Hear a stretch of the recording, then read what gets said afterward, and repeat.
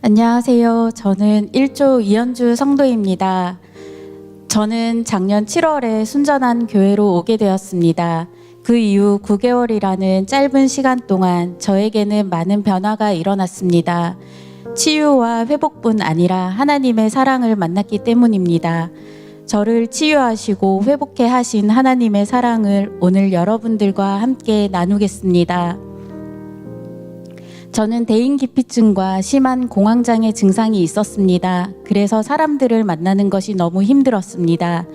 아무리 친한 친구들이라 할지라도 만나게 되면 긴장이 되어서 눈을 마주치기도 어렵고 호흡이 가빠지면서 숨을 쉬기가 힘들었습니다. 이런 증상들이 점점 심해지다 보니 직장도 더 이상 다닐 수가 없어서 그만두게 되었습니다. 그리고는 외부의 자극과 스트레스를 피해 세상과 단절한 채 3개월 동안 집에만 있었습니다. 그 시간은 저에게 참 힘든 시간이었습니다. 그래서 원망과 분노로 참담한 시간을 보내고 있었습니다. 그러던 어느 날 예전에 직장 동료였던 임상화 집사님이 제가 생각이 났다면서 전화를 주셨습니다. 순전한 교회에 가보자고 권유해 주시는 말에 왠지 궁금하기도 해서 용기를 내어 교회에 처음 발을 내딛게 되었습니다. 그날의 기억은 아직도 생생합니다. 찬양과 설교 말씀을 들으면서 예배를 드리고 있을 때에 알 수 없는 평안이 저를 감싸는 듯 느껴졌습니다. 예배 후에는 담임 목사님께서 저를 위해 기도해 주셨는데요. 목사님의 기도는 마치 저를 잘 알고 있는 것 같았고 제 삶을 다 들여다보신 것 같아서 깜짝 놀랐습니다. 그리고는 제가 꼭꼭 숨겼던 상처까지 다 어루만져 주셨습니다.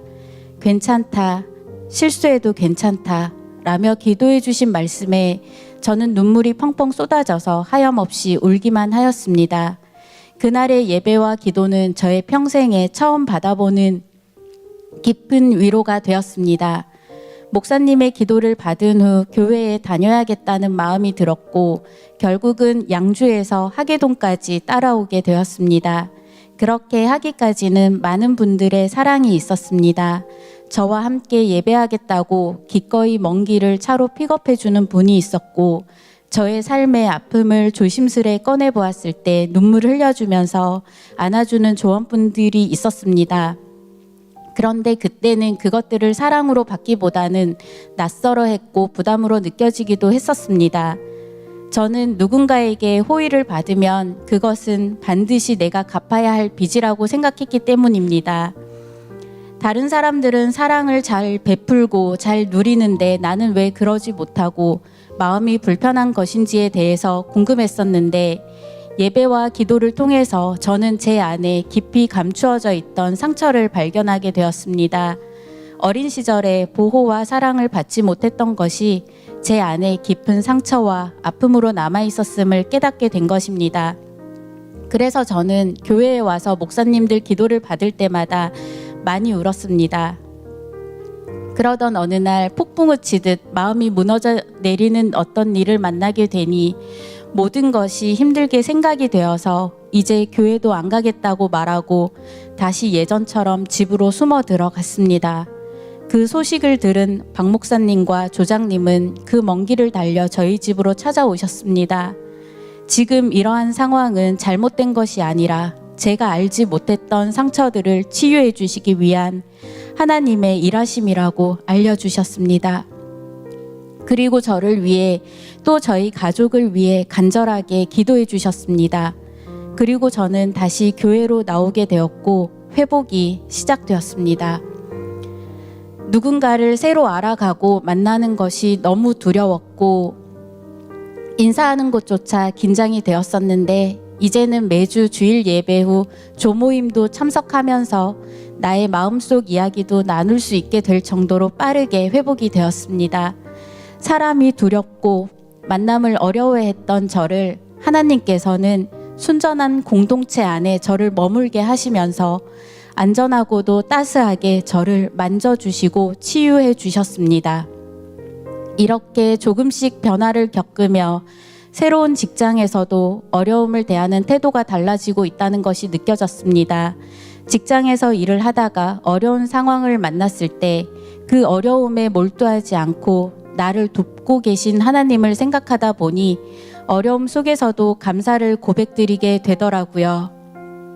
그랬더니 어느새 그 어려움이 해결되는 기적도 여러 번 경험하게 되었습니다.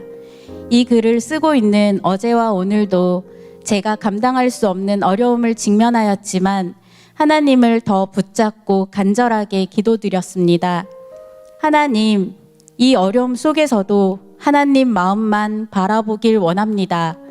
이 상황을 통해 저를 더 단단하게 단련시켜 주실 거라고 믿습니다. 이렇게 기도하고 나니 상황은 되돌릴 수 없지만 주어진 오늘은 더 힘차게 보낼 수 있었습니다. 이렇게 하나님은 저를 건강하고 아름답게 변화시켜 주셨습니다. 그리고 이 변화는 저 자신뿐 아니라 주위 사람들도 다 알아차리더라고요. 그래서 더욱 감사합니다. 가장 감사한 것은 저의 변화로 인해서 암울하고 어두웠던 저의 가정이 회복되었습니다. 부끄럽지만 저는 예전에 술을 참 좋아했고 술을 많이 의지했던 사람이었습니다.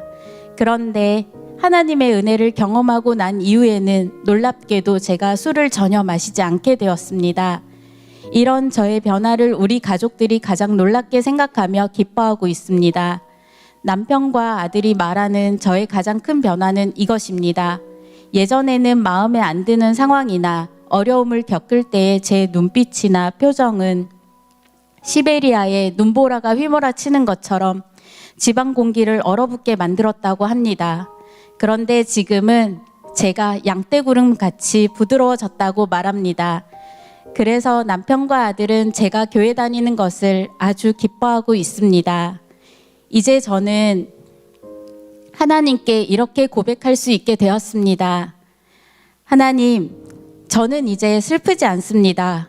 어린 시절에 제가 더 이상 가엾지 않습니다. 매달리듯 버텨온 제 지난 삶이 이제는 불쌍하지 않습니다. 하나님께서 저를 진정으로 만나기 위해 계획하신 삶이니까요. 라고 말씀드렸습니다. 그리고 나서 제 삶을 되돌아보니 어린 시절 어려운 상황에서도 하나님의 도우심이 있었다는 것을 깨달았고 그렇기에 버티어 올 수 있었다는 것을 알게 되었습니다. 하나님께서는 한없이 연약하고 부족한 저를 위해 우리 교회 공동체 안에서 저의 상처를 치유해 주시고 회복시켜 주셨습니다. 그래서 저는 아무리 피곤해도 예배 드리려고 교회 오는 발걸음은 항상 신이 나고 즐겁습니다. 예배를 통해서 하나님은 저를 일으켜 주셨고 살아갈 힘을 주셨음을 알기 때문이죠. 연약한 저를 사랑해 주시고 품어 주시면서 하나님의 사랑을 저에게 나타내 주신 우리 교회 성도님들께 감사드립니다. 그리고 저를 위해 기도해 주시면서 하나님의 마음을 깨닫게 해주신 담임 목사님과 사역자분들께도 감사드립니다. 저도 여러분들의 사랑을 잊지 않고 감사하는 마음으로 여러분들을 위해 기도하는 제가 되겠습니다.